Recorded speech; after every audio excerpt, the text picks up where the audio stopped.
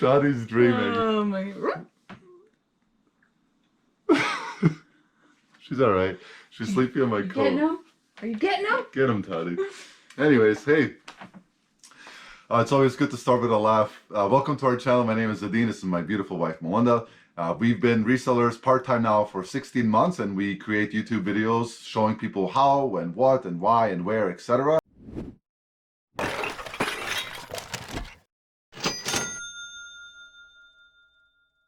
This is once a week where we do a what's sold video.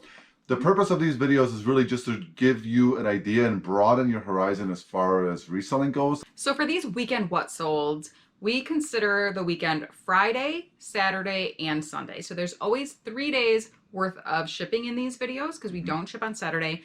We did ship a little bit this week though, so we're going to be popping those up on the screen because we don't have them here physically anymore. So as of right now, we have 26 sales for a total of $1,438.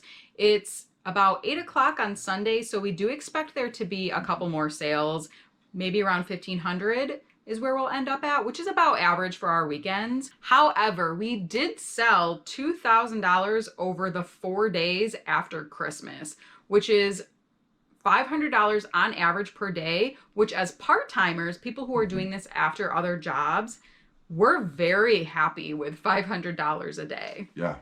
This video is just our weekend sales. We are going to sprinkle in some packing tips, including some of the more awkward items, bulkier items that ship out, including pots and pans, which we do get a lot of questions on.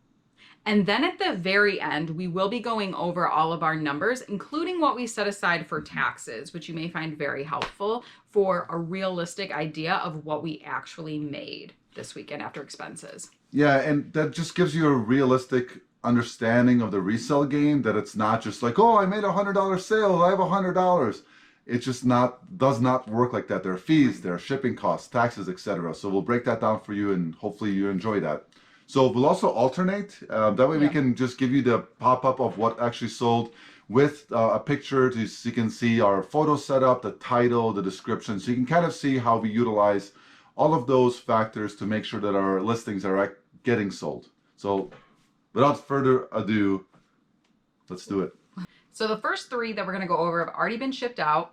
They're parts from the Moulinet food processor that we talked about, I think, a few videos back in one of our what solds or a processing video. It sold for $20. We have couple bucks into these parts. It was the lid and the pusher, and that sold for $20. The next was a pair of BKE jeans. You've heard us talk about BKE before. It sells very well for us. These we picked up for $5 at our Goodwill, and they sold for $38. The next one was an original Nintendo entertainment system. We allocated $10 from a bulk buy into this set specifically, and it sold for $60 free ship. Now it was for parts or repair. Now when or if you sell something for parts or repair only, one tip that we do is that we contact that buyer directly and just confirm with them. You did see this is not working. It's just for the parts. It's not going to work when you get it. And then hopefully they will respond, yes, I am aware of that. And then we'll go ahead and ship. We don't hold on to it forever. We won't let it get to the point where it hurts our shipping metrics. So we wait for about a day, but then at least we do have it in writing between us and the buyer. So if it goes to eBay for whatever reason as a claim, then we can say we tried to communicate with that. It said it in the title, it said it in the description. We contacted them directly. So we've covered all our bases. And then the last 2 that I'm going to go over are shoes. We sold these awesome black velvet. I am a big velvet fan. Keds Ortho Light. These sold on Posh, and they were a full price sale, and they're going to cover shipping. They sold for $30. And then these women's LL Beans, they are in excellent condition, practically new, just a little bit of wear really to the bottom there where you can see like maybe they walked around on a dusty floor. But these sold for $38 shipped. Adine will be back and he's going to cover the next 5. This keyboard sold. It's a Bontempi Master. Paid $7 at Goodwill. It sold for $75 shipped. I'll definitely show you how to pack something big and awkward like this. This one took a while to sell, and it's going to California, which is going to be pretty expensive. We priced in about $25 for shipping. It might ship for a little bit more than that, but that's okay. That's the average, right, of the free shipping model. The next two we already shipped. It was a 4-part TI-84. We picked this one up for $10 and it sold for $40 shipped. It needed to be reprogrammed, so we lowered the price. We don't have the software for it to reprogram it. And in this one, we also sold it as a parts or for repair. And we did reach out to this person. They never replied. We shipped it anyways. Hopefully everything will work out. Up next, this 20 light bulb Department 56. It's basically just a giant string light for those village houses. So if you had a big village, you could just use that one light instead of using a bunch of different ones. It sold for $80 shipped. We have about $10 into it from a bulk buy where we're already into the profit, which is fantastic. The next one is the original Nintendo 64 video game. It's Mario Golf. It came from a bulk buy for $100. We've already quadrupled our profit, or quadrupled our investment, I should say. This one sold for $35 shipped, and they're first class. So you just pop them into a bubble mailer and off it goes. And from that same lot, this controller sold. These clear ones tend to do a little bit better, and the value is a little bit higher for them. The first one from the same lot, really fast seller, this gray one, it sold for $45 shipped. It's first class, it'll ship for about $5. One tip when you're looking at these old Nintendo 64 controllers is that stick. It needs to be relatively tight because that's going to affect how the video game actually plays. So if it's super loose, you need to disclose that. It's going to hurt your feedback if you get negative review. And it's also going to hurt the people that buy it because they're not going to be able to play their video game precisely. So what I do is I rate them out of 10. If it's brand new out of the box, the stick tightness is 10 out of 10. If it's like this one here, this is a 7 out of 10. This one I rated an 8 out of 10. This one also just sold. See how tight that stick is? It bounces back. So I call this one an 8 out of 10. It's almost mint. This one sold for $25 shipped. And then this Atomic Purple, it also sold really fast for $50 shipped. And this one I also gave an 8 out of 10, or maybe a 7 out of 10, I don't remember. But make sure that these sticks are tight. Otherwise, again, the buyer is not going to be happy with you. From the same lot, the Zelda game sold for $40 shipped. Again, it's first class shipping. We've already made all of our money back. We sold several items through Instagram as well. So if you have an Instagram account, I would suggest that you pop up some of these cool rare items as you might get some traffic that way. Speaking of Instagram, we sold this one to an Instagram friend as well. It's the actual console with the cables and a controller. He needs it for testing. So we made a deal for $100 shipped. It's going to Sacramento. It's going to cost us about $15 to $20 to ship it to him. So all but 2 items from that lot sold, and I think the gross sales are roughly like $450 or $500 so far, and we still have another $100 listed or so. Super great find. I found it within 4 minutes of listing, went and got it right away. I saw those Mario titles, and I know those do really well, and they're all gone. So anyways, back to Melinda for the next few sales. Okay, so next up is one of these lighthouses. These are near and dear to our heart because they were our first bulk buy that we bought at a garage sale a few days after Jessica was born. It sold for $20. We've just been gradually lowering the prices on the random few that we have left over. We're already in the profit, so this is 100% profit for us. We have like $1.25 into them. Next one is an amazing pots and pans sale. These are Amway Queen. We talk about these on our pots and pans YouTube video. They are a Bolo brand for us on there. And these, I mean, you can just tell by that shine. These are in excellent condition. We had to do virtually zero cleaning and scrubbing on these bad boys. They are beautiful. Look, it's me. Hi. So Adine snagged a huge lot of assorted Amway and Revereware pots and pans for $100 off Facebook Marketplace. How long after was it listed that you found it? Oh, like 9 minutes. Yeah, so he was quick, and sometimes you were just on there at the right time, and this was one of those moments. I missed one. I missed an Amway one like 6 months ago, and I know what I missed out on. It was like $50 for like 10 pieces, and it was, yeah. Yeah, but this was a huge lot. This is one lot that we broke out of it. It's a 7-piece lot. The pieces are a little bit bigger. This one is a dome skillet. It does really well. This is a bigger stock pot. I think that's 6 or 8 quarts, 6 quarts, and then a 3 and 2.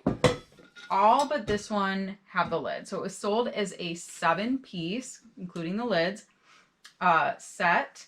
We allocated maybe $40 into this specific set, and it sold for $180 this weekend. Very happy with that profit. This was also from that set. This is a Revereware. It's a very large commercial size stock pot. It's 12 quarts. As you can see, it has this silver bottom. So don't let that necessarily deter you if you don't see it as the copper bottom. We put in our title that this was commercial because not a lot of people are using 12-quart stock pots at home. And the lid doesn't sit flush to it without a little bit of pressure, and that was disclosed in the listing as well. Again, super clean. We would say maybe $10 into this specific piece, and it sold for $60 shipped. We're gonna go over how to ship this big set a little later in this video as well. So the next sale that sold after that $180 sale was this Smith Corona vintage. It's not electric at all. Oh, it sounds so soothing. A nice blue vintage typewriter. It sold for $220. Adine paid up for this at a local thrift. It was a new one that he'd been to. He paid $11 for it. So we'll have to account for that, but we're still happy with the $220. Obviously, these are pretty heavy and they are pretty awkward to ship. We allocated about $30, which is the high end of what we pay for shipping for this. But again, it sold for $220 and we only have $11 into it. So that's not really going to eat into our profits that much. Okay, the next was a pair of jeans, silver jeans. It's a bread and butter brand for us. These were bought and paid for on an offer for 10% off, and they sold for just over $26. We also sold another pair of jeans, again on offer, 10%. These are Adriano Goldschmied. Again, with this brand, always look up the type and the style. This is the Abbey, and this also sold for about $26, and it's global shipping, which means we're not concerned about a return on those at all. We paid $5 each for these at our local Goodwill. The silver jeans are capris, which value-wise are usually a little bit less depending on the season.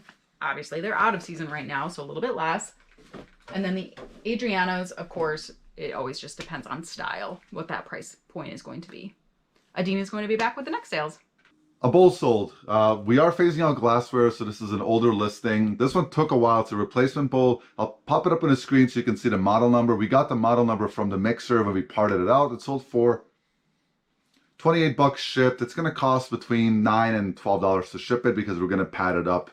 And one of the reasons why we're no longer picking up a lot of glassware is just because we don't want to ship it, and the chances of it getting there safely is just slightly worse than all the other stuff because our carriers tend to just want to punt things as they're delivering, apparently. The Horse and Hounds pub sold. It's another Department 56. This one is a really nice one. It sold for $90 shipped. We allocated about $15 to ship it. We just have to put it in a box as there's a nice styrofoam padding around it. This came from a big bulk buy of $200. We're well into the profit by now. So this is 100% pure profit, which we're very happy with. Same bulk buy as those light bulbs that sold.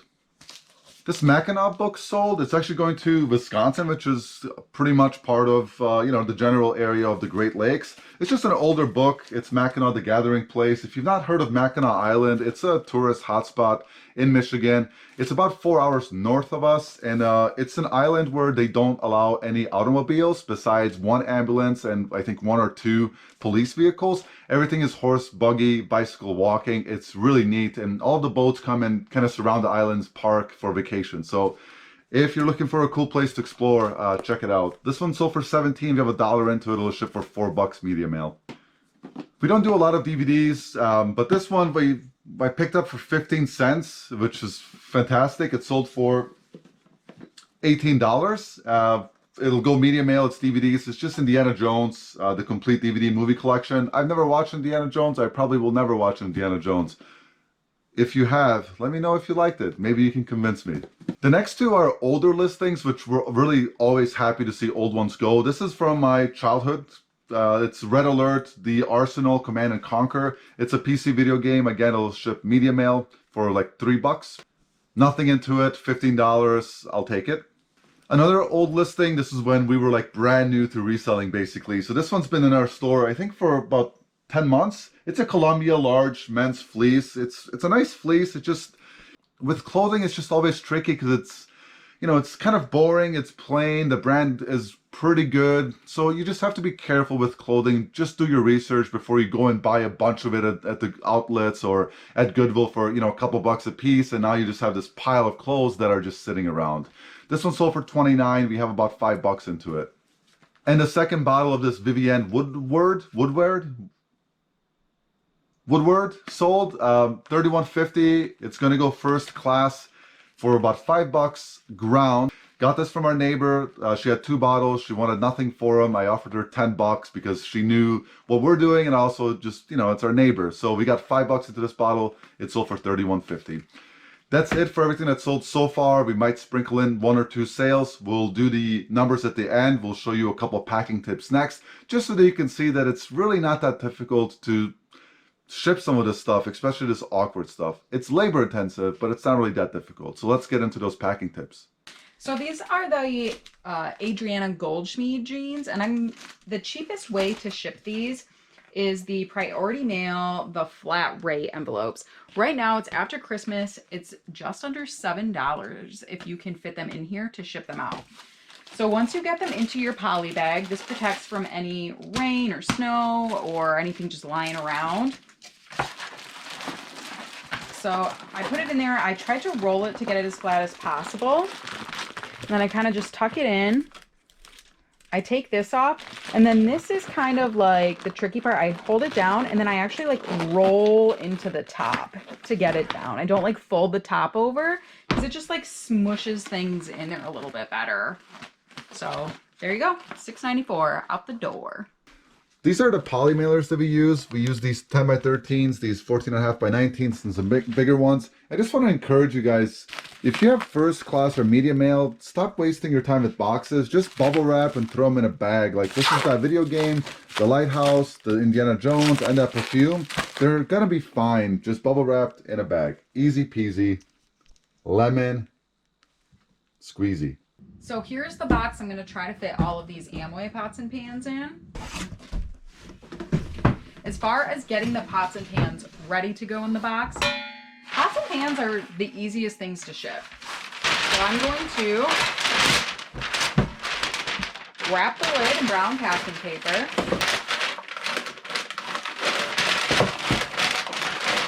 All fancy like. Then I'm gonna wrap these together. Again, very fancy.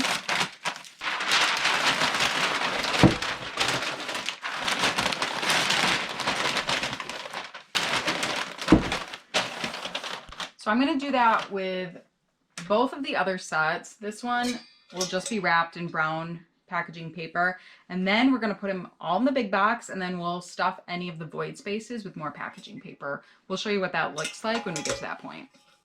Okay, so we have our box. We did pad it with brown packaging paper. Now the point really isn't to protect the pots and pans. We've had 0 issues shipping pots and pans this way. They're not gonna break, they're metal. The point is to reduce the amount of shaking and friction that they have against each other. So that just preemptively helps the void space. Now it's just a puzzle.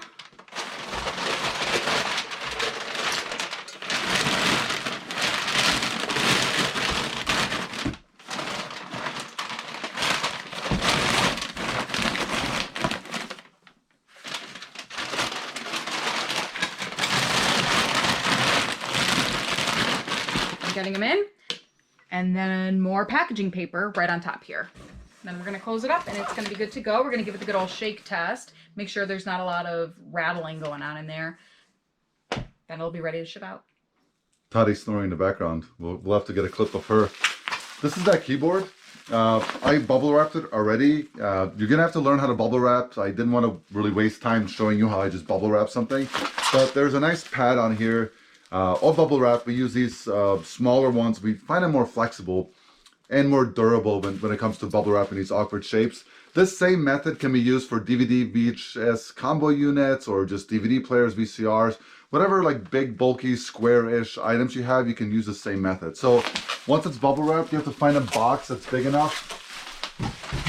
This box is that has the right depth to it, but it's not long enough. So you can see it just, if I put it in here, it bows it out. So what I'm going to do is cut one of these sides open and I'll show you how to put it back together pretty easily. And then I have to reduce it. So it's a custom box. I don't have the exact one. So let's do that. When you're dealing with these bigger items, you're gonna have to get comfortable with customizing boxes. So all I'm going to do is start at the bottom, cut up on both sides. That way I can release this flap.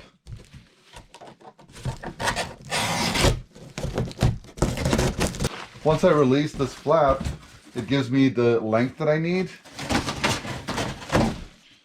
Save that piece, you're gonna need it. Now I can put my keyboard in.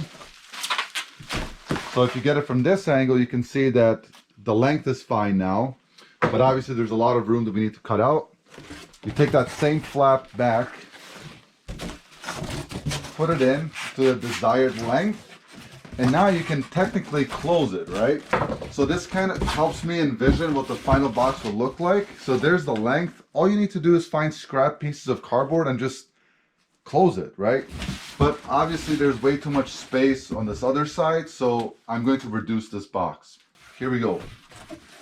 First, I'm gonna take my pen. I'm just gonna mark out the actual desired box that I need by just simply drawing a loose line. It's roughly at the center of this, so I'm just going to do that. That way I know where I need to cut. Cut that. Here's that other flap. So now I have this other flap loose. I just need to flip this over so I can get the tape off of there.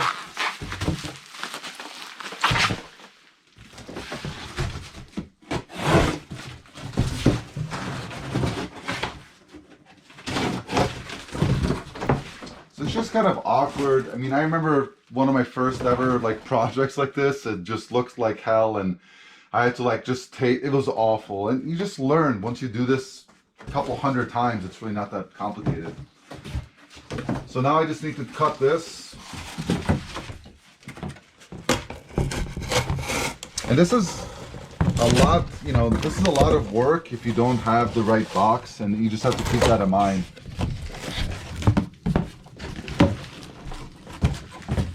So it's just kind of a guesstimate. You can, you know, fold it over to find that crease.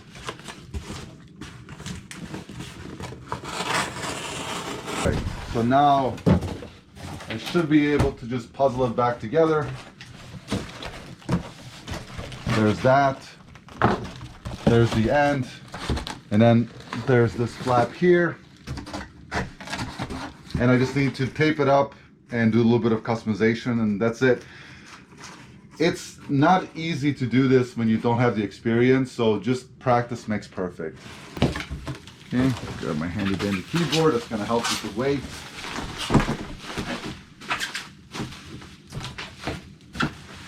So now I'm going to have a little bit of extra space on top, so I just need to find some sort of void fill. You can use paper, bubble, whatever.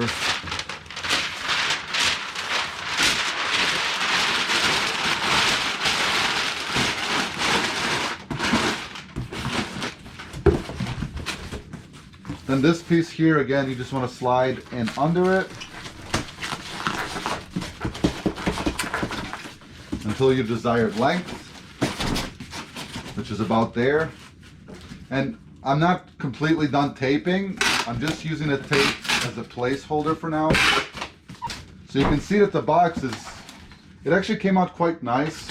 And basically doing it all, you know, live on this video, I'm a little bit nervous about it, but it came out nice. All I need now is just to cut out a couple pieces and just tape it shut. Here's another flap. So I'm just gonna cut out some pieces. We don't really need to record this piece. I'm just gonna cut this flap and I'm just gonna tape it until this is gone. And then just tape the box shut and it's done. So I'll show you the finished product in a minute. So I got those flaps in here. It's covered. Now I'm just going to tape everything shut. But there you go. Custom box. I think that took about 8 minutes in total.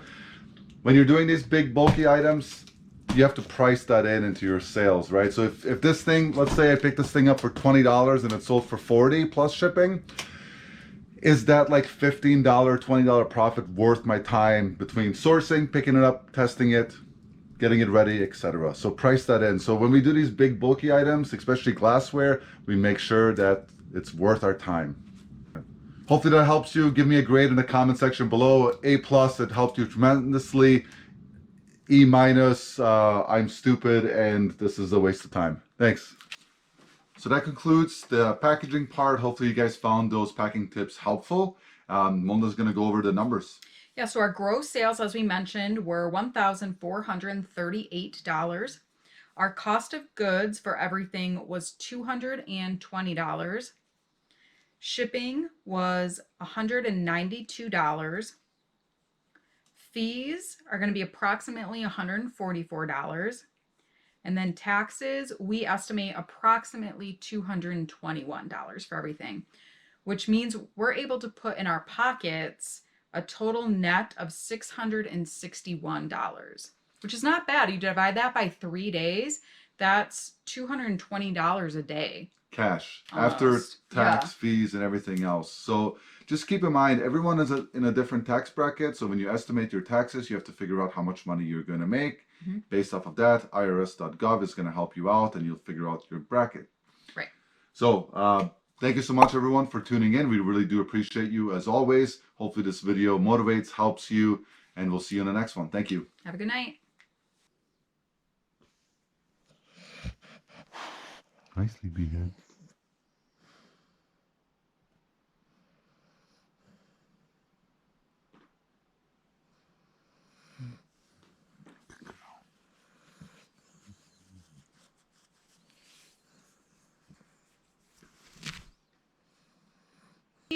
But actually, I'll just pinch you every time you say it. no, I caught myself. Good job. But the few days after Christmas were actually pretty. Oh, really? But the days following Christmas were actually. I can't do it. It's like I know I'm not supposed This is a to do blooper it. for the end. We're trying to catch Mona saying actually. Oh my God! Just call me Oscar. Ah, it's so hard. You got this.